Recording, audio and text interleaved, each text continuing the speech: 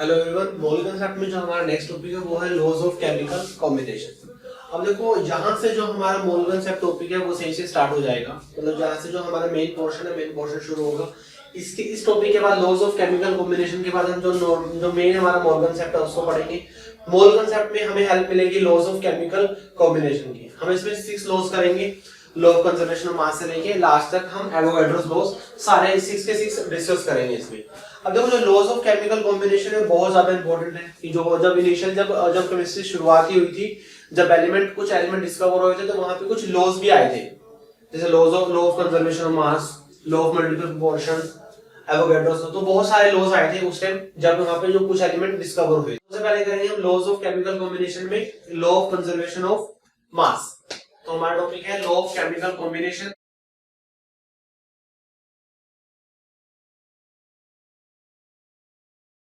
Law of chemical combination. Law of chemical combination में सबसे पहले जो फर्स्ट लॉ करेंगे वो है law of conservation of mass.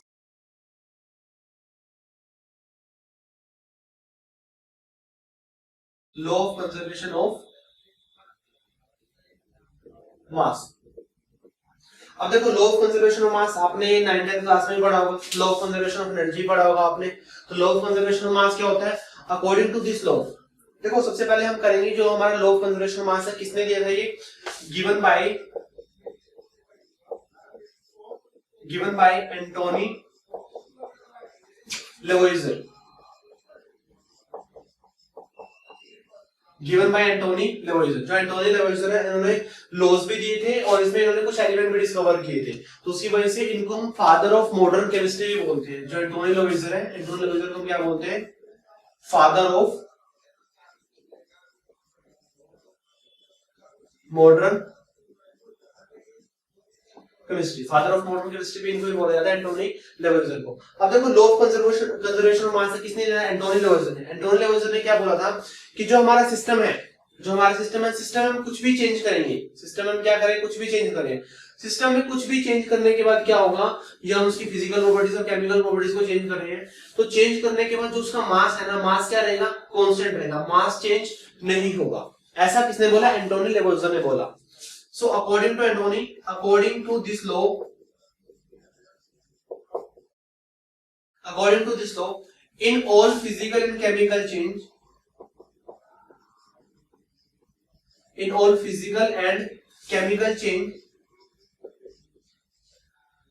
the total mass of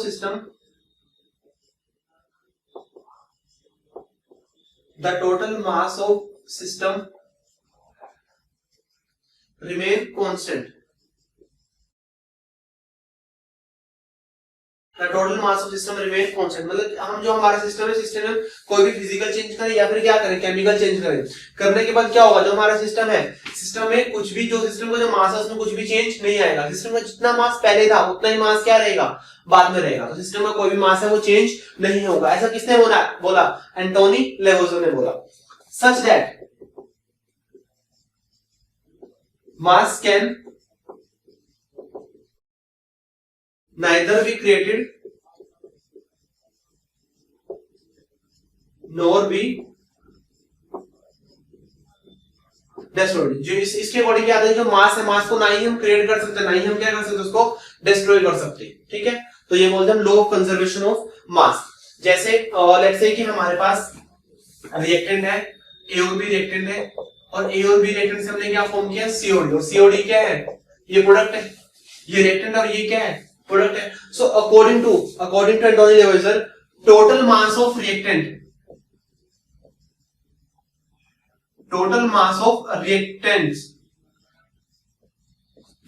should be equal to total mass of products। Reactant में कौन है? ए और बी। ए और बी का मास ऐड कर दो, किसके इक्वल आएगा? सी और डी के मास के इक्वल आएगा। मतलब ए और बी हमने इनिशियल लिए, रिएक्टेंट लिए, उसमें हमने कोई भी फिजिकल और केमिकल चेंज किया। फिजिकल और केमिकल चेंज करने के बाद क्या होगा? सीओडी फॉर्म होंगे। अब जितना ए और बी को मिला के मास था ना, उतना ही सीओडी को मिला के भी क्या होगा? मास होगा। मतलब दोनों का मास आपस में क्या होगा? इक्वल होगा। ऐसा किसने बोला? एंटोनी लेवोइजर ने, कि total mass of reactant should be equal to total mass of product. इसको हम क्या बोलते हैं, law of conservation of mass.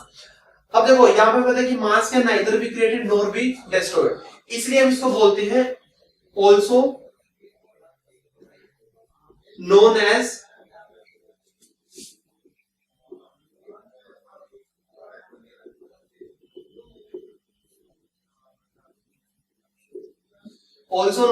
Destructibility law, mass destructibility law, इसलिए हम इसको क्या बोलते हैं, मास डिस्ट्रक्टिबिलिटी लॉ भी बोलते हैं।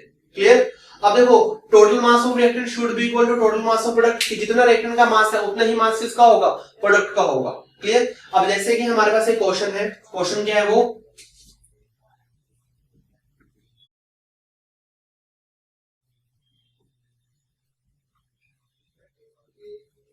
Calculate the mass of HCl, हमें HCl का मास कैलकुलेट करना है if 4 gram of NaOH react with HCl and produce 5.8 gram of NaCl and 1.18 gram of H2। अब देखो हमने अभी देखा कि लॉ ऑफ कंजर्वेशन ऑफ मास के अकॉर्डिंग जितना मास रिएक्टेंट का होगा उतना ही मास क्या होगा, प्रोडक्ट का फॉर्म होगा। ठीक है, लॉ ऑफ कंजर्वेशन ऑफ मास के अकॉर्डिंग। अब हमें क्वेश्चन गिवन है, क्वेश्चन में क्या है, क्वेश्चन में हमें HCl का मास कैलकुलेट करना है, हमें और किसका मास गिवन है, NaOH का मास गिवन है, NaCl का मास गिवन है और H2O का मास गिवन है। और हमें बोला गया है it follow law of conservation of mass, law of conservation of मास, हमें HCl का मास कैलकुलेट करना है अगर ये लॉ ऑफ कंजर्वेशन मास को फॉलो करता है। सबसे पहले क्या करना है, सबसे पहले हमें इसकी बैलेंस इक्वेशन लिखनी है। इक्वेशन कैसे होगी, HCl है हमारे पास, किसके साथ रिएक्ट करेगा, NaOH के साथ क्या करेगा, रिएक्ट करेगा, क्या फॉर्म करेगा। अब देखो ये है एसिड और ये क्या है, बेस। हमें पता है कि एसिड और बेस जब रिएक्ट करते हैं तो क्या फॉर्म करते हैं, सोल्ट प्लस वाटर। यहां से हमें सोल्ट मिलेगा, साथ में क्या मिलेगा, वाटर मिलेगा। सोल्ट क्या मिलेगा, यहां से Na और यहां से Cl, क्या आ जाएगा, NaCl, सोल्ट प्लस वाटर मिल गया। अब देखो तो उसके अंदर HCl है, HCl का वेट हमें निकालना है, लेट्स से कि वो क्या है, x ग्राम है, वो क्या है, x ग्राम है। NaOH का वेट कितना है, NaOH का वेट कितना है, 4 ग्राम। NaCl का वेट कितना है, 5.85 ग्राम और वाटर का वेट कितना है, 1.18 ग्राम। ठीक है, अकॉर्डिंग टू दिस लॉ क्या है, total mass of reactant, reactant का मास क्या है, x gram plus 4, total mass of reactant should be equal to total mass of product 5.85। 5.85 में क्या करेंगे, 1.8 ग्राम क्या करेंगे, हम उसको ऐड करेंगे। ऐड करने के बाद यहां पर क्या आएगा, ऐड करने के बाद आएगा यहां पर 5, 6 और 7.65। ठीक है, x की वैल्यू क्या आएगी हमारी, 7.65 माइनस 4, तो वो कितने आ गया, 3.65। कितना आ गया, 3.65। इसका मतलब है कि जो हमारा वेट ऑफ HCl है, वेट ऑफ HCl कितना है, वो कितना है हमारा 3.65 ग्राम, 3.65 ग्राम।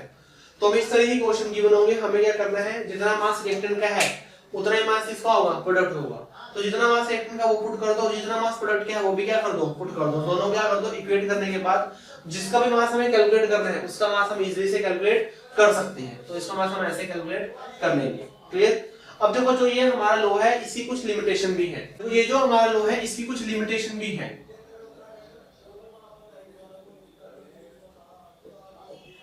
लिमिटेशन ये इसकी लिमिटेशन है कि जैसे हमारे न्यूक्लियर रिएक्शंस होते हैं ना, न्यूक्लियर रिएक्शंस कैसे होती हैं, जो हमारी चेन रिएक्शंस होती है, जैसे 1 से 3 बना, फिर फर्दर वो जो 1 है वो भी 3 में डिवाइड हो जाएगा, फर्दर जो उसके 3 बनेंगे वो भी आगे कितने बनाएंगे, 3 और 1 पर्टिकुलर 3 बनाएंगे। तो ऐसे क्या होती है, हमारी चेन रिएक्शंस होती है, जो एक बार स्टार्ट होगी तो वो जो लास्ट में जब हमारा खत्म होगा पूरा का पूरा रिएक्टेंट, तभी जाके क्या होते हैं, वो स्टॉप होती है। तो वो चेन रिएक्शंस होते हैं हमारे न्यूक्लियर रिएक्शंस। वो क्या होते हैं, हमारे न्यूक्लियर रिएक्शन, जो भी हमारे रेडियोएक्टिव मटेरियल्स होते हैं वो क्या होते हैं, न्यूक्लियर रिएक्शंस को शो करते हैं। ठीक है, अब देखो न्यूक्लियर रिएक्शंस के अंदर क्या होता है, न्यूक्लियर रिएक्शंस के अंदर जो हमारा हीट है ना, बहुत ज्यादा अमाउंट में हीट क्या होती है, रिलीज होती है, बहुत ज्यादा अमाउंट में क्या होती है, हीट रिलीज होती है।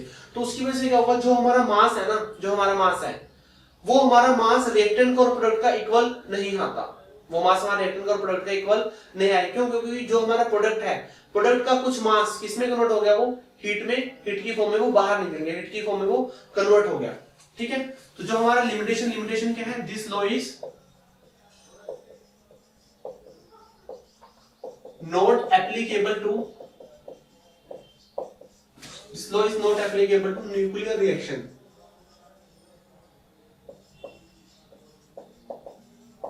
ये जो लॉ है हमारा न्यूक्लियर रिएक्शन के ऊपर ये वैलिड नहीं होता। अब देखो न्यूक्लियर रिएक्शन के अंदर होता क्या है, जैसे हमारे पास ए और बी क्या है, रिएक्टेंट है, और ए और बी से क्या मिला, सी प्लस डी मिला, और साथ में क्या निकलेगी, हीट निकलेगी, क्योंकि न्यूक्लियर रिएक्शन में क्या होता है, हीट रिलीज होती है।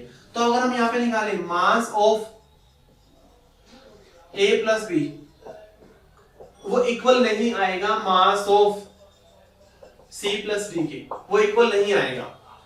ए और बी का मास क्या होगा, ज्यादा होगा, और सीओडी का मास क्या होगा, कम होगा। क्यों कम होगा? क्योंकि जो सीओडी का मास है ना, वो कुछ मास कहाँ हो गया, हीट की फॉर्म में वो कन्वर्ट हो गया, वो हीट की फॉर्म में क्या हो गया, वो रिलीज हो गया। ठीक है, तो इसको किसने एक्सप्लेन किया, इसको एक्सप्लेन किया आइंस्टाइन इक्वेशन है। आइंस्टाइन इक्वेशन क्या है, E = delta m c square. E क्या है, एनर्जी है, और डेल्टा m क्या है, मास, चेंज इन मास, और c क्या है, स्पीड ऑफ लाइट है। तो अब अकॉर्डिंग टू आइंस्टाइन के अकॉर्डिंग क्या है, जो c तो क्या है, कांस्टेंट है, तो आइंस्टाइन के अकॉर्डिंग जो एनर्जी है मास में क्या है, वो इंटर कन्वर्टेबल है। एनर्जी क्या है, मास में इंटर कन्वर्टेबल है, कि जो एनर्जी है वो मास में कन्वर्ट हो सकती है। अब जैसे गांव में जैसे कोई अगर रात को कोई बाहर गया, उसने बाहर कुछ देखा, जैसे कि उसने कोई भूत देखा, तो उसने तो भूत देखा, जैसे ही वो चिल्लाता हुआ गांव में गया, गांव में चिल्लाता क्या गया, भूत आया भूत आया भूत आया। जैसे ही गांव वाले उसके साथ गए भूत देखने, और भूत क्या हो गया, गायब हो गया। भूत क्या हो गया, गायब हो गया। और पीछे एक साउंड आई, धूम ता ना ना ना ना, ऐसे आते हैं ना सीरियल्स में, आते हैं धूम ता ना ना ना ना, तो भूत क्या हो गया, गायब हो गया। अब देखो एक्चुअल में वहां पे भूत था, एक्चुअल में वहां पे क्या था, भूत था, वहां पे मास था, पर जैसे ही बाकी गांव वाले आए, जो मास है वो किसमें कन्वर्ट हो गया, एनर्जी में कन्वर्ट हो गया। क्योंकि according to Einstein mass energy में कन्वर्ट हो सकता है, और एनर्जी मास में भी क्या हो सकती है, कन्वर्ट हो सकती है। अगर वो भूत मास था, मास से क्या बन गया, एनर्जी की फॉर्म में चला गया, और एनर्जी हमें नहीं दिखती, और जो एनर्जी दोबारा से किसमें कन्वर्ट हो सकती है, मास में कन्वर्ट हो सकती है। तो ऐसा ही इस रिएक्शंस के अंदर होता है, न्यूक्लियर रिएक्शन में। जो हमारा मास है, मास किसमें कन्वर्ट हो जाता है, हीट की फॉर्म में निकल जाता है, मास एनर्जी की फॉर्म में यहां से निकल जाता है। तो उसकी वजह से जितना मास ए और बी का है, ए और बी का मास ज्यादा होता है, और सीओडी का मास क्या होता है, कम होता है। सीओडी का मास क्या होता है, कम होता है। उसकी वजह से जो ये वैल्यू है, वैल्यू इक्वल नहीं आती, और यहाँ पर लॉ ऑफ कंजर्वेशन ऑफ मास में वैलिड नहीं होता। क्लियर? बट अगर हम क्या करें, यहां से जितनी भी हीट निकली है, यहां से ध्यान से सुनना इसको, यहां से जितनी भी हीट निकली है, अगर हम उसको इस फॉर्मूले के थ्रू हीट को, एनर्जी को मास में कन्वर्ट कर दें, जितनी भी हीट निकली अगर हम उसको मास में कन्वर्ट कर दें, और हम क्या करें, मास करें, mass of A plus B, mass of C plus D, और साथ में क्या करें, मास फ्रॉम हीट, हीट से जितना भी मास आया, तब क्या होगा, ये लॉ वैलिड हो जाएगा। मतलब इस लॉ को लॉ ऑफ कंजर्वेशन ऑफ मास नहीं बोलेंगे, इस लॉ को बोलेंगे law of conservation of, law of conservation of mass and energy. इसको हम क्या बोलेंगे, law of conservation of mass and energy. कि जितने भी यहां से हीट निकले, जितने भी यहां से एनर्जी निकले, उसको हम E = mc स्क्वायर के थ्रू यहां से m निकाल सकते हैं। अगर हमने यहां से m निकाल दिया, तो अब यहाँ पे हम जो पुट करेंगे वैल्यूज, अब क्या होगा, ये लॉ वैलिड होगा। तो उस लॉ को हम लॉ ऑफ कंजर्वेशन ऑफ मास तो नहीं बोलेंगे, but law of conservation of mass and energy बोलेंगे। इसी का ही एक एक्सटेंडेड वर्जन लगा दो, इसी का ही एक एडवांस वर्जन लगा दो। क्लियर? तो जो law of conservation of mass है, अकॉर्डिंग टू एंटोनी लेवोइजर, जो एंटोनी लेवोइजर ने दिया था, वो तो न्यूक्लियर रिएक्शंस पे वैलिड नहीं होता। क्यों? क्योंकि न्यूक्लियर रिएक्शन के अंदर क्या होता है, जो हमारा मास है वो एनर्जी में कन्वर्ट हो जाता है।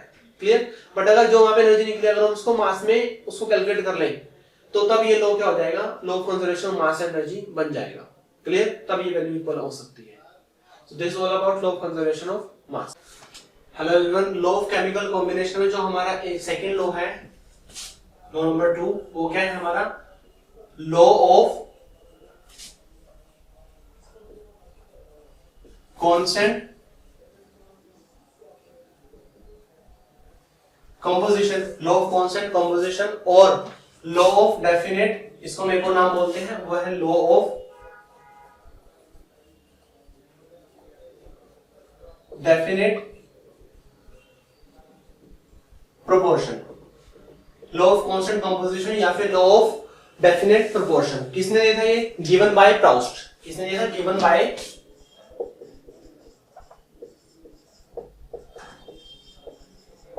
Bye Proust.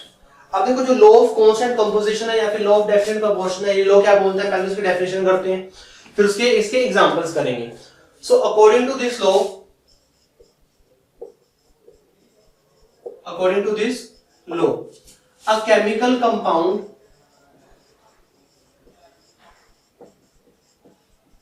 according to this law, a chemical compound always has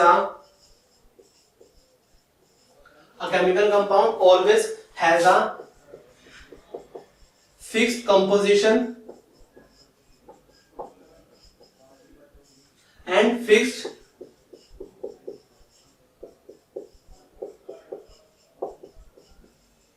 proportion by mass. A chemical compound always has a fixed composition and fixed proportion by mass. जो एक हमारा केमिकल कंपाउंड है, जो उसकी कॉम्पोजिशन है वो भी फिक्स है, और जो उसका जो मास है, मास भी क्या है? फिक्स है। Clear? And it is independent of the source,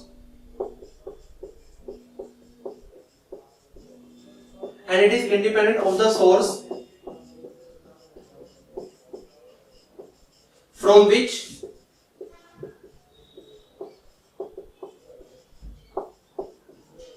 it has been obtained। इसकी कंप्लीट डेफिनेशन है कि जो हमारा एक जो केमिकल कंपाउंड है, जो एक केमिकल कंपाउंड फॉर्म होगा, उस केमिकल कंपाउंड के अंदर क्या होगा? जो कंपोजिशन है वो भी फिक्स होगी, और जो उसका जो उसका रेशो है, मास का रेशो, जो उसका मास है वो भी क्या होगा? फिक्स होगा। और मैटर नहीं करता कि वो हमें उसको किस सोर्स से लिया है, जिस मर्जी सोर्स से लिया हो, जो उसकी जो फिक्स प्रॉपर्टी है वो क्या रहेगी?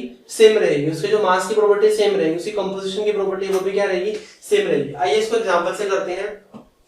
लेट्स से कि हमने वाटर का एग्जांपल लिया है। अब वाटर के एग्जांपल में वाटर के हमने अलग अलग सोर्स ले लिए। वाटर का एक सोर्स क्या है? हमने ले लिया उसको, एक तो है हमारा ग्राउंड वाटर। हमारा क्या है? एक ग्राउंड वाटर है। क्लियर? सेकंड हमने एक ले लिया सी वाटर, एक और ले लिया हमने रेन वाटर ले लिया। ठीक है, तीन टाइप के, तीनों सोर्स के अलग अलग है, ग्राउंड वाटर, सी वाटर और एक रेन वाटर। एक और लेना वाटर, ले लो। कौन सा लिया हमने? जो विराट कोहली पानी पीता है, जो विराट कोहली पानी पीता है, विराट कोहली वाटर। ठीक है, ओके। क्या ऐसा क्या है विराट कोहली के पानी में? आपने सुना होगा कि जो विराट कोहली का जो पानी है वो 600 रुपए लीटर है। 600 रुपए लीटर बाहर से इंपोर्ट होता है वो पानी। वो देखते हैं इसके बारे में, इसके अंदर क्या है। चलो अब देखो जो ग्राउंड वाटर है, ग्राउंड वाटर का फॉर्मूला क्या है? H2O है। क्या कोई अलग फॉर्मूला है? नहीं है। सी वाटर का क्या इसका फॉर्मूला अलग है? नहीं, इसका फॉर्मूला भी क्या है? सेम है। रेन वाटर का फॉर्मूला भी क्या है? H2O है। अब विराट कोहली, क्या इसके वाटर का फॉर्मूला भी H2O ही है? यस, इसके वाटर का फॉर्मूला भी क्या है? H2O ही है। चलो अब देखो यहाँ पे जो हाइड्रोजन है, हाइड्रोजन 2 है, ऑक्सीजन 1 है। Hydrogen 2 oxygen 1, hydrogen 2 oxygen 1, hydrogen 2 oxygen 1। तो जिसकी कंपोजिशन है, कंपोजिशन क्या है? फिक्स्ड है। मतलब जिनसे मिलकर वो बना हुआ है उसकी कंपोजिशन क्या है? फिक्स है। उसकी कंपोजिशन में कोई चेंज नहीं है। चलो हाइड्रोजन का मास कितना होता है? 1। 2 हाइड्रोजन का 2 मास हो गया। ऑक्सीजन का मास 16, यहाँ पे भी 2:16, 2:16। और विराट कोहली जो पानी पीता है उसका मास भी कितना है? 2:16। रेशो कितना आएगा? 1:8, 1:8 और 1:8 आएगा। सबका रेशो क्या आ गया? सेम आ गया। जिसका मास का रेशो है fix proportion by mass, mass का रेशो भी क्या हो गया? सेम हो गया। अब पढ़ो इसको दोबारा से। According to this law, a chemical compound, जो एक केमिकल कंपाउंड है, यहाँ पे हमारा वाटर है, chemical compound always has a fix composition, मतलब जिनसे मिलकर वो बना हुआ है उसकी कंपोजिशन क्या है? फिक्स है। 2 हाइड्रोजन और 1 oxygen, and fix proportion by mass. Mass का रेशो क्या? 1:8 रेशो। कोई मर्जी वाटर हो, मास का रेशो क्या रहेगा? 1:8 रहेगा। And it is independent of the source from which it has been obtained. Source के ऊपर मैटर नहीं करता, चाहे वो इंपोर्टेड वाटर क्यों ना हो, चाहे वो बाहर से मंगाया क्यों ना हो, चाहे वो 600 रुपए पर लीटर क्यों ना हो, पर उसका रेशो रहेगा। रेशो क्या रहेगा? सेम रहेगा। अब देखो विराट कोहली का जो पानी है, उस पानी के अंदर एक्चुअल में होता क्या है? जो उसके अंदर जो वाटर है H2O, उसके अंदर ना डिसॉल्व्ड हाइड्रोजन होती है। वाटर है, वाटर के अंदर क्या होता है, डिसॉल्व्ड हाइड्रोजन होती है, मतलब उसके अंदर हमने हाइड्रोजन क्या कर दिया, हाई प्रेशर उसको उसके अंदर डिसॉल्व कर दिया। जैसे हम सॉफ्ट ड्रिंक्स पीते हैं, सॉफ्ट ड्रिंक्स के अंदर क्या होता है, डिसॉल्व्ड CO2 होती है, ऐसे ही इस वाटर के अंदर डिसॉल्व क्या है, हाइड्रोजन है। नॉर्मल वाटर में हाइड्रोजन डिसॉल्व नहीं होती है, क्योंकि हाइड्रोजन वाटर के अंदर सोल्यूबल नहीं है, कम सोल्यूबल है, बहुत हाई प्रेशर से सोल्यूबल करना पड़ेगा उसको, ठीक है। तो उस केस में क्या होता है कि जो ये है H2 है ना, हाइड्रोजन, इसके अंदर ये एंटीऑक्सीडेंट का काम करता है हमारी बॉडी में। जैसे हम इसको पीते हैं, वाटर के साथ H2 जाएगा तो एंटीऑक्सीडेंट का काम करेगा, मतलब फ्री रेडिकल्स को रिमूव करने में हेल्प करेगा बॉडी में, ठीक है। और इससे क्या होगी, जो बॉडी में एनर्जी आएगी, एनर्जेटिक फील करेंगे। तभी जो विराट कोहली है वो पानी जो बाहर से इंपोर्ट होता है, वो जो वाटर है वो 600 रुपए लीटर है, और उसके अंदर क्या होता है, डिसॉल्व्ड हाइड्रोजन होती है। वो कोई अलग वाटर नहीं होता, नॉर्मल वाटर ही होता है, बट उसमें जो डिसॉल्व्ड हाइड्रोजन होती है उसमें, ठीक है। ओके, हमें समझ आ गया लॉ ऑफ कांस्टेंट प्रोपोर्शन है क्या ये। अब इसके क्वेश्चन देता हूँ, क्वेश्चन मैं लिखूंगा बोर्ड पे, और आपने क्या करना है, आपने इसको जो वीडियो को पॉज करके क्वेश्चन क्या करना है, ट्राई करना है, फिर हम यहाँ पे इसको डिस्कस करेंगे। ओके, तो जो हमारा जो क्वेश्चन है, क्वेश्चन क्या है, क्वेश्चन है हमारा, if 2.4 gram of iron oxide on oxidation give 1.68 gram of yield, and in another experiment if 2.9 gram of iron oxide give 2.03 gram of iron, show that it follow law of constant proportion। अब देखो हमने दो experiment किए, experiment A and experiment B, हमने दो experiment किए। जो experiment A है, एक्सपेरिमेंट A के अंदर जो आयरन ऑक्साइड है, एक्सपेरिमेंट ए के अंदर जो आयरन ऑक्साइड है वो कितना है, वो है 2.4 ग्राम। एक्सपेरिमेंट बी के अंदर जो आयरन ऑक्साइड है वो कितना है, 2.9 ग्राम, ठीक है। अब देखो जो आयरन ऑक्साइड है, हमने आयरन ऑक्साइड का रिडक्शन कर दिया, आयरन ऑक्साइड का कर दिया रिडक्शन। आयरन ऑक्साइड का जब हम रिडक्शन करेंगे तो हमें क्या मिलेगा, आयरन मिलेगा। हमें क्या मिलेगा, आयरन मिलेगा। आयरन कितना मिला, फर्स्ट से 1.68 ग्राम, और सेकंड से कितना मिला, 2.03 ग्राम, ठीक है। हमने क्या कर दिया, उसका रिडक्शन करके हमें आयरन मिल गया। ओके, अब देखो, अब हमें पता लगाना है कि जो ये जो है एक्सपेरिमेंट है, ये हमने अलग अलग एक्सपेरिमेंट किया, क्या ये लॉ ऑफ कांस्टेंट प्रोपोर्शन को फॉलो कर रहा है या फिर ये फॉलो नहीं कर रहा। देखो लॉ ऑफ कांस्टेंट प्रोपोर्शन के अकॉर्डिंग क्या है कि जो भी हमारा कंपाउंड है, जो भी हमारा कंपाउंड है, यहाँ पे जैसे वाटर है, यहाँ पे क्या है, आयरन का ऑक्साइड है, जो उसके एलिमेंट का रेशो है, एलिमेंट का रेशो क्या आ रहा है, सेम आ रहा है, फिक्स एलिमेंट का रेशो है। अगर हम यहाँ पे एलिमेंट का रेशो निकाल दें और एलिमेंट का रेशो अगर सेम आ गया, इसका मतलब क्या है, लॉ ऑफ कांस्टेंट प्रोपोर्शन को ये फॉलो कर रहा है। Clear, okay. अब देखो हमारे पास है आयरन ऑक्साइड, जब हम आयरन ऑक्साइड में से आयरन को माइनस करेंगे हमारे पास क्या आएगा, ऑक्सीजन आएगा। ऑक्सीजन कैसे आएगा, जब हम क्या करेंगे, आयरन ऑक्साइड में से आयरन क्या कर देंगे, माइनस कर देंगे, तो हमारे पास क्या बचेगा, ऑक्साइड। ऑक्साइड मतलब ऑक्सीजन बच गया वहां पे, ठीक है। ओके, इसके अंदर कितना है, 2.40 ग्राम है, और वो कितना है, 1.68, कितना आएगा यहाँ पे, 0.72 ग्राम आ गया, क्या आ गया, 0.72 ग्राम। ओके, यहां पर ऑक्सीजन कितना आएगा, यहां पर ऑक्सीजन आएगा 2.90 और 2.03, तो यहां पर जो ऑक्सीजन है, ऑक्सीजन कितना आएगा, 0.87 ग्राम। यहां पर ऑक्सीजन कितना आ गया, 0.87 ग्राम। Clear, okay. अब हम क्या करेंगे, यहां पे आयरन का ऑक्सीजन का रेशो निकालेंगे, यहां पर भी हम आयरन का ऑक्सीजन का रेशो निकालेंगे, फिर देखेंगे कि क्या दोनों का रेशो सेम आ रहा है। अगर दोनों का रेशो सेम आया, इसका मतलब है कि ये लॉ ऑफ कांस्टेंट प्रोपोर्शन को फॉलो कर रहा है। Clear, okay.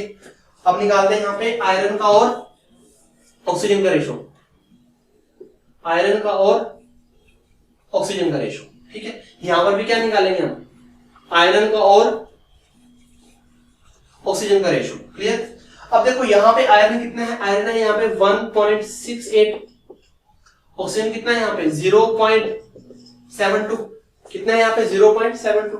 ओके, यहां पर आयरन कितना है, यहाँ पे आयरन है 2.03, और ऑक्सीजन कितना है यहाँ पे है 0.87, ठीक है।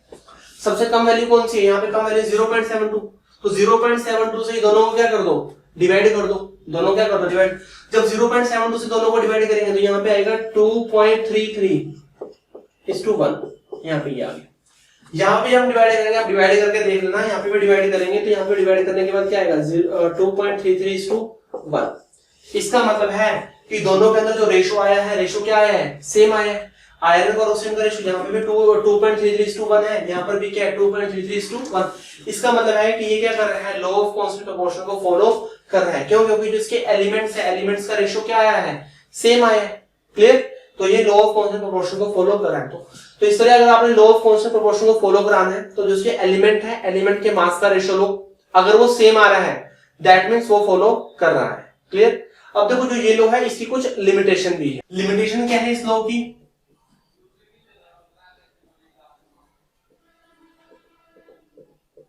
देखो सबसे जो फर्स्ट लिमिटेशन क्या है, जो ये लॉ है, ये लॉ आइसोटोप्स के ऊपर वैलिड नहीं होता।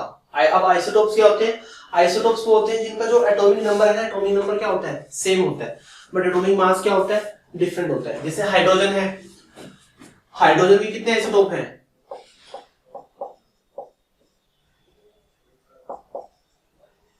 3 आइसोटोप है हाइड्रोजन के। हाइड्रोजन में देखो एटॉमिक नंबर क्या है, सेम, बट एटॉमिक मास क्या है, डिफरेंट है। इसको ड्यूटेरियम भी बोलते हैं और इसको ट्रिटियम भी बोलते हैं। ठीक है? So this law is not applicable to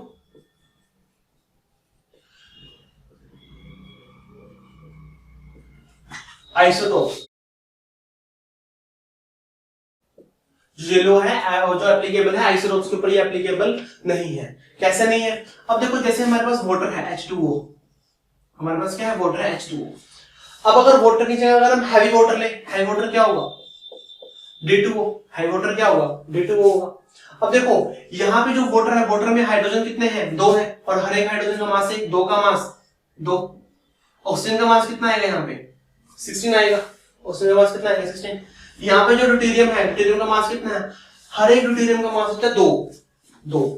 तो 2 है, कितना मास होगा यहाँ पे 4, और यहाँ पे कितना आएगा, ऑक्सीजन का मास 16। यहाँ पे रेशियो कितना आ गया, 1:8। यहाँ पे रेशियो कितना आएगा, 1:4 आएगा। रेशियो सेम नहीं आया, तो इसका मतलब है कि ये लॉ ऑफ कांस्टेंट प्रोपोर्शन को फॉलो नहीं कर रहे। तो जो आइसोटोप्स हैं, आइसोटोप इस लॉ को फॉलो नहीं करते। एक और एग्जांपल ले लेते हैं।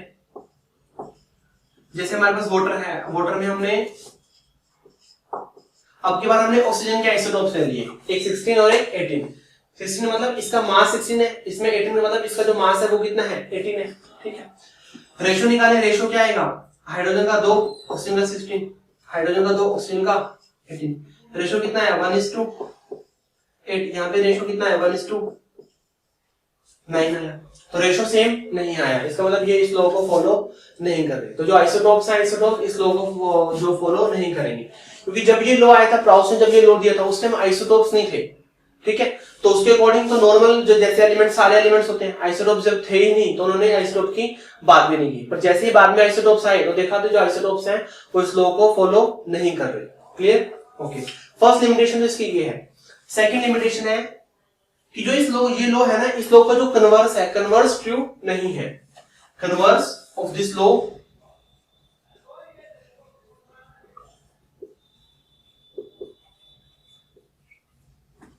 Is not true. अब कन्वर्स क्या होता है, देखो हमने देखा कि हमारे पास एक केमिकल कंपाउंड है तो उसकी कॉम्पोजिशन भी फिक्स है, उसका मास है वो भी क्या है, फिक्स है, और मैटर भी नहीं करता कि सोर्स से हमने लिए। ये तो बोला लॉ ऑफ कांस्टेंट प्रोपोर्शन में। अगर हमारे पास ये सारी चीजें हो, अब क्या वो सिर्फ एक ही कंपाउंड होगा, देखो यहाँ पे ए, अगर ये कोई सारी चीज फॉलो करे तो क्या वो सिर्फ एक ही कंपाउंड होगा, उसके जैसा और कोई कंपाउंड हो ही नहीं सकता? ऐसा नहीं है। एक हमारे पास टर्म आती है आइसोमेरिज्म। आइसोमेरिज्म क्या होते हैं, जिनका जो मॉलिक्यूलर फॉर्मूला होता है, मॉलिक्यूलर फॉर्मूला क्या होता है, सेम होता है। So same molecular formula but different arrangement of atom, but different arrangement. जहां पे मॉलिक्यूलर फॉर्मूला क्या होता है, सेम होता है, बट अरेंजमेंट होती है वो क्या होती है, डिफरेंट होती है। जैसे हमने ले लिया कि हमारे पास एक एग्जांपल है, कंपाउंड है C3H4। C3H4, अब देखो C3H4 है, अब वहां पे कार्बन का रेशियो भी फिक्स है और हाइड्रोजन का रेशियो भी क्या है, फिक्स है। ठीक है बात, ओके। हमने किसी मर्जी सोर्स से लिया इसको। अब होगा क्या, जो C3H4 है ना, C3H4 से एक तो कंपाउंड ये बन सकता है, C3H4 से एक तो कंपाउंड ये बन सकता है, और C3H4 से एक कंपाउंड ये भी बन सकता है, ये भी कंपाउंड बन सकता है, ये भी कंपाउंड बन सकता है। और इससे आप एक साइक्लिक कंपाउंड भी बना सकते हो, ये भी बना सकते हो आप साइक्लिक कंपाउंड। आप इससे ये एक साइक्लिक कंपाउंड भी बना सकते हो। तो 3 कंपाउंड बन गए इसके। अब देखो सबके अंदर फॉर्मूला क्या है, C3H4। देखो 1 2 3, 3 और 1 4, C3H4 1 2 3, 2 और 2 4। यहाँ पर भी यही आएगा, यहाँ पर 2 हाइड्रोजन, एक हाइड्रोजन, एक हाइड्रोजन, 4 और 3 क्या हो गया, यहाँ पे कार्बन हो गया। ठीक है, अगर इसको लिखें कैसे बनेगा ये है CH2 CH डबल बॉन्ड। क्योंकि पता है कि जो कार्बन है, कार्बन कितने बॉन्ड बनाता है, 4 बॉन्ड बनाएगा। ठीक है, यहाँ पे 2 हाइड्रोजन से 2 इसके साथ, यहाँ पे 2 3 और एक हाइड्रोजन के साथ। तो ऐसे ही कार्बन कितने हो गए 1 2 3, हाइड्रोजन कितने हो गए 2 3 4। अब देखो फॉर्मूला एक है, मास सेम है, सब कुछ सेम है, पर जिसके जो कंपाउंड्स बने वो क्या बने, एक से ज्यादा बने हैं। पर कन्वर्स क्या बोलता है, कन्वर्स बोलता है कि सिर्फ एक ही कंपाउंड बनेगा। बट ऐसा पॉसिबल मतलब हर बार ट्रू नहीं है, क्योंकि अगर इसके आइसोमर बनेंगे, आइसोमर के केस में ये इसके एक कंपाउंड बनेंगे, एक से ज्यादा कंपाउंड बनेंगे, इसके बन सकते हैं। ठीक है, सो ये दो इसकी लिमिटेशन है, लॉ ऑफ कांस्टेंट कंपाउंड। तो जो हमारा थर्ड लॉ है, थर्ड लॉ क्या है हमारा, law of multiple proportion. Law of multiple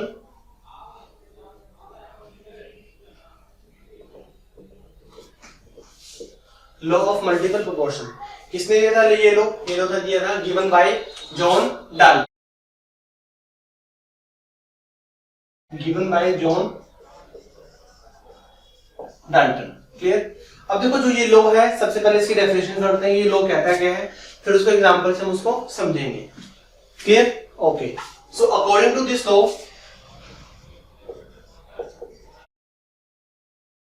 according to this,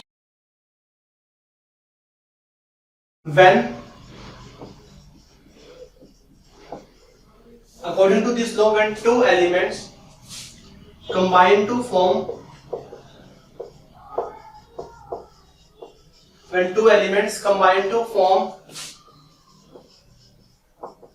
more than one compound, when two elements combine to form more than one compound, then fixed mass of one element and different masses of another element, then fixed mass of one element and different masses of another element bear a simple ratio. वो क्या करेगा, simple ratio form करेगा। Okay, ये definition है। पहले इसको example करते हैं, एग्जांपल से फिर डेफिनेशन को रिलेट करते हैं। हमने एग्जांपल लिया है, हमने हाइड्रोजन और ऑक्सीजन। देखो यहाँ पे क्या है, according to this law, when two elements, हमने दो एलिमेंट कौन कौन से लिए, एक ले लिया हाइड्रोजन और एक ले लिया oxygen. When two elements combine to form more than one compound, जब दो एलिमेंट आपस में कंबाइन करेंगे ना, जब एक से ज्यादा कंपाउंड फॉर्म करेंगे, जब हाइड्रोजन और ऑक्सीजन मिलते हैं, यहाँ पे हमें एक तो मिलता है H2O और एक क्या बनता है H2O2, दो कंपाउंड फॉर्म करते हैं। ठीक है, when two elements combine to form more than one compound, okay. अब इसका मास निकालते हैं। हाइड्रोजन का मास, एक हाइड्रोजन का एक मास, दो हाइड्रोजन का, दो ऑक्सीजन का 16, यहाँ पे हाइड्रोजन का 2 और ऑक्सीजन का 32। ठीक है, यहाँ पे रेशो क्या आएगा, यहाँ पे 2:16, यहाँ पे क्या आएगा 2:32 आएगा। Okay, combine to form more than one compound, then fixed mass of one element, एक का मास क्या है, फिक्स है, यहाँ पे भी 2 है, यहाँ पे भी क्या है 2 है, then fixed mass of one element and different masses of another element bear a simple ratio। अब देखो जो डिफरेंट एलिमेंट है ना, उसका जो डिफरेंट जो मास है, एलिमेंट का जो डिफरेंट मास है, जो उसका रेशो आएगा वो क्या आएगा 16:32। सो रेशो क्या आएगा इसका 1:2। तो क्या है, ये एक सिंपल होल नंबर रेशो है। ये क्या है, सिंपल होल नंबर रेशो है। इसको दोबारा से सुनो एक बार। दो एलिमेंट है हमारे पास, दो एलिमेंट ने कंबाइन करके दो कंपाउंड फॉर्म करे। दो एलिमेंट में कंबाइन करके दो कंपाउंड फॉर्म करें, मतलब एक से ज्यादा करें, दो भी कर सकते हैं, 3 4 5 कितने भी कर सकते हैं। ओके, दो कंपाउंड फॉर्म करें। अब दो कंपाउंड फॉर्म करें, उसके बाद क्या हुआ कि दोनों का हमने मास लिखा। मास में क्या किया, जो दो एलिमेंट है ना इनमें से हमने एक का मास क्या कर दिया, फिक्स कर दिया।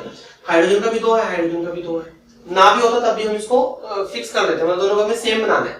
एक का मास हमें सेम बनाना है, यहाँ पे ऑलरेडी सेम है, हमें बनाने की जरूरत नहीं है।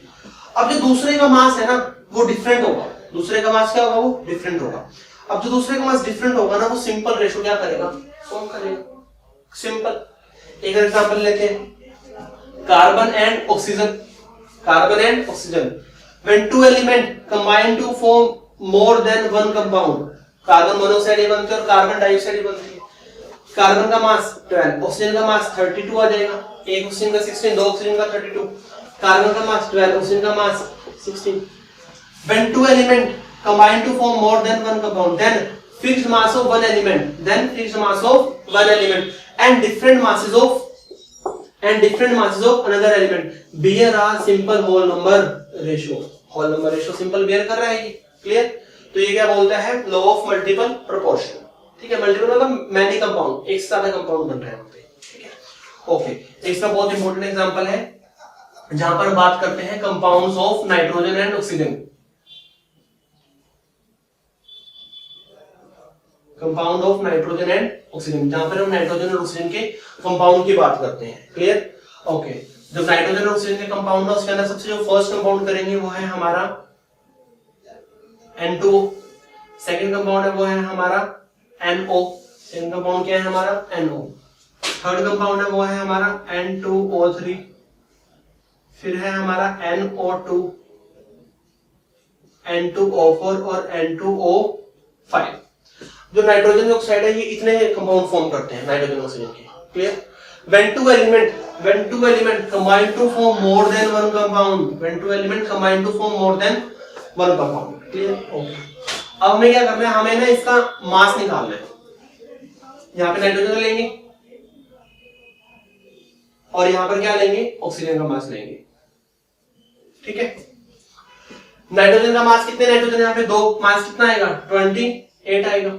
ऑक्सीजन का मास कितना आएगा, एक ऑक्सीजन में 16 आएगा। नाइट्रोजन यहाँ पे एक है 14, ऑक्सीजन भी एक है 16, 28 यहाँ पे कितना आएगा 48 आएगा। दो नाइट्रोजन यहाँ पे एक है, ऑक्सीजन है, यहाँ पे नाइट्रोजन 14 और ऑक्सीजन 32, दो ऑक्सीजन है यहाँ पे। ठीक है, यहाँ पे नाइट्रोजन कितने आएंगे, यहाँ पे नाइट्रोजन आएंगे दो, तो कितना आएगा 28, यहाँ पे कितना आएगा, यहाँ पे कितने हैं 28 और यहाँ पे कितना आएगा 80 आएगा। ठीक है, तो हमने यहाँ पे नाइट्रोजन के और ऑक्सीजन के जो मास है उसको हमने लिख लिया। ठीक है, अब देखो when two element combine to form more than one compound, जब दो एलिमेंट कंबाइन करेंगे और एक से ज्यादा कंपाउंड फॉर्म करेंगे, फॉर्म कर दिए, तब हमें क्या करना है, अगर वो मास यहाँ पे सेम था, जो एक एलिमेंट है ना, एक एलिमेंट का यहाँ पे मास सेम था, यहाँ पे कार्बन का सेम था, यहाँ पे हाइड्रोजन का सेम है, बट यहाँ पे सारे के सारे नाइट्रोजन का मास सेम नहीं है, सारे के सारे ऑक्सीजन का मास भी सेम नहीं है। ठीक है, देखो more than one compound, then fixed mass of one element. हमें एक एलिमेंट का मास अगर फिक्स है ऑलरेडी तो अच्छी बात है, अगर फिक्स नहीं है तो हमें फिक्स करना पड़ेगा। अब हम फिक्स कैसे कर सकते हैं, अब देखो जो यहाँ पे नाइट्रोजन है ना, जो यहाँ पे नाइट्रोजन है, यहाँ पे नाइट्रोजन है, नाइट्रोजन का 28 28 28 28, यहाँ पे क्या 14 है, तो जो 14 है ना 14 उसको हम 2 से मल्टीप्लाई कर देते हैं। जो 14 है हम उसको क्या कर देंगे 2 से मल्टीप्लाई कर देंगे, कर दो 2 से मल्टीप्लाई। देखो यहाँ पे ऑक्सीजन आ गया, इसको सेम रखना पड़ेगा, 28 ही चाहिए हमें, 16 14 है तो कितना हो जाएगा, 2 से मल्टीप्लाई करना है 28 तो 16। देखो नाइट्रोजन के जब मास को 2 से मल्टीप्लाई करोगे तो ऑक्सीजन का मास भी 2 से मल्टीप्लाई होगा, तो 14 कितना होगा 28 और 16 कितना होगा 32, 28 सही है, कितना हो जाएगा 28, यहाँ पे कितना आएगा 64, 28 यहाँ पे 64, यहाँ पे 28 और यहाँ पे कितना आ गया 80 आ गया। अब क्या हुआ, हमने नाइट्रोजन का मास क्या कर दिया, फिक्स कर दिया। अब ऑक्सीजन का मास वैरी करा रहा है, ऑक्सीजन का मास कैसे वैरी करा रहा है, ऑक्सीजन का मास देखो 16, 32, 48, 64, 64, 80, ये ऑक्सीजन के मास का रेशो आ गया। 16 से डिवाइड करेंगे क्या आएगा 1:2:3:4:4:4:5। क्या ये सिंपल होल नंबर रेशो है, बिल्कुल ही सिंपल होल नंबर रेशियो है। तो मतलब नाइट्रोजन के जो ऑक्साइड्स हैं वहां पर भी law of multiple proportion valid है। देखो जो नाइट्रोजन के ऑक्साइड्स है ना, मैं आपको इसमें इंटरेस्टिंग बात बताता हूँ। जो हमारा जैसे N2O है, N2O को बोलते हैं नाइट्रस ऑक्साइड, और यही क्या है, लाफिंग गैस। यही क्या है, लाफिंग गैस है, ठीक है। ऐसे NO को बोलते हैं नाइट्रिक ऑक्साइड। NO क्या बोलते हैं, नाइट्रिक ऑक्साइड बोलते हैं। ये हो गया नाइट्रस ऑक्साइड, ये हो गया नाइट्रिक ऑक्साइड। इसको बोलेंगे डाई नाइट्रोजन ट्राइऑक्साइड।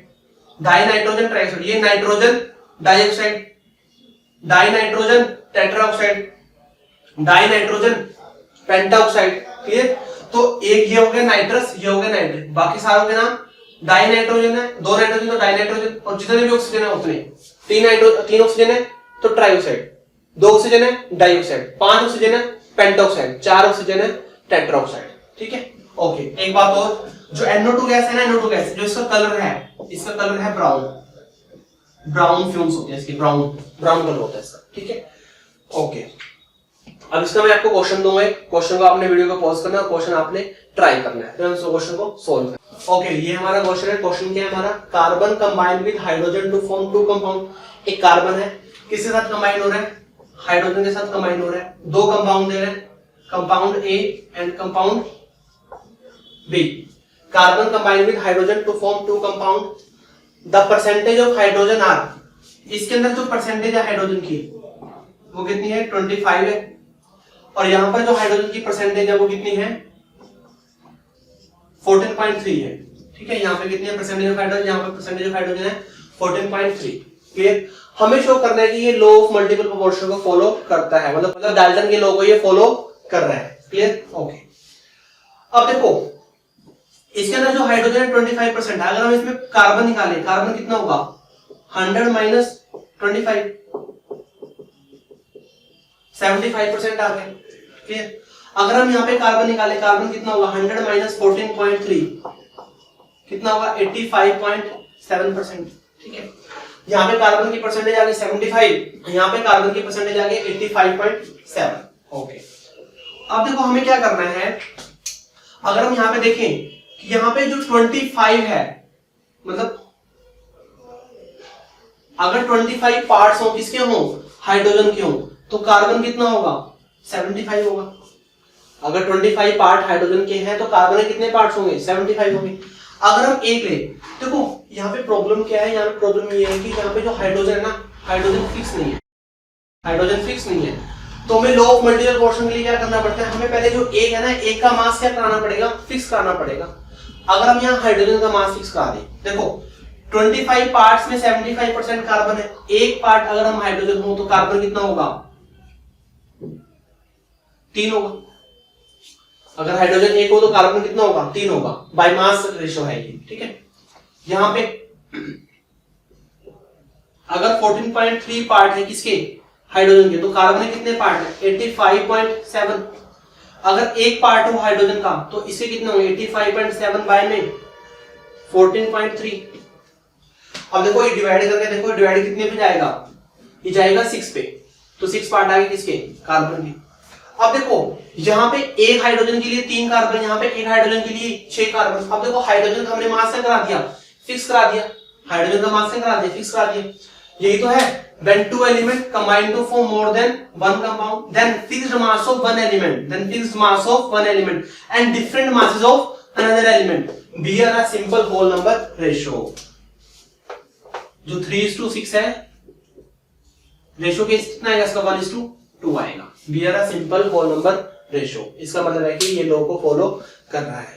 क्लियर। अब जो लॉ ऑफ मल्टीपल प्रोपोर्शन है, इसकी एक लिमिटेशन भी है। सो लिमिटेशन क्या है,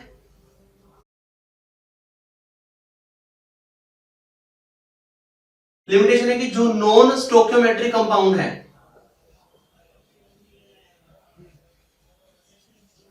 जो नॉन स्टोइकियोमेट्रिक कंपाउंड है वो इस लॉ को फॉलो नहीं करते। नॉन स्टोइकियोमेट्रिक कंपाउंड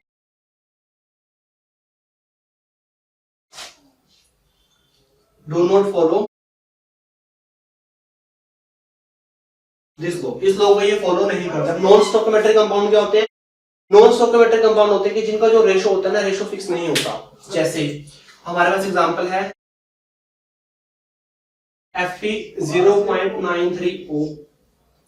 अब देखो यहाँ पे जो आयरन है, आयरन कितने 0.93 है, तो यहाँ से क्या होगा, सिंपल होल नंबर रेशो ही नहीं आएगा, यहाँ पे सिंपल होल नंबर रेशो नहीं आएगा। अगर हम इसको आयरन के बाकी ऑक्साइड से लेंगे तो इसका सिंपल होल नंबर रेशो नहीं आएगा, पॉइंट्स में आएगा। इसका मतलब है कि ये इस लॉ को फॉलो नहीं करते। जैसे कि हमारे पास NiH 0.6 to 0.7, रेशो फिक्स नहीं है, 0.6 से 0.7 के बीच में लाई कर रहा है। इसका मतलब है कि जो नॉन स्टोइकोमेट्रिक कंपाउंड होते हैं वो इस लॉ को फॉलो नहीं करेंगे, जिनकी जो स्टोइकोमेट्रिक रेशो है, जो स्टोइकोमेट्रिक कोएफिशिएंट है वो फिक्स नहीं है, तो वो इस लॉ को फॉलो नहीं करेंगे। Clear? So this is all about law of multiple proportion. Clear? अब देखो जो आपकी जो लॉ है, टोटल आपके पास 6 लॉ हैं, 6 में से हमने 3 लॉ कर लिए हैं। अब क्या होगा, आपको इसके क्वेश्चंस मिलेंगे, जो लॉ है वीडियो के एंड के अंदर, एंड में आपको क्वेश्चंस मिलेंगे।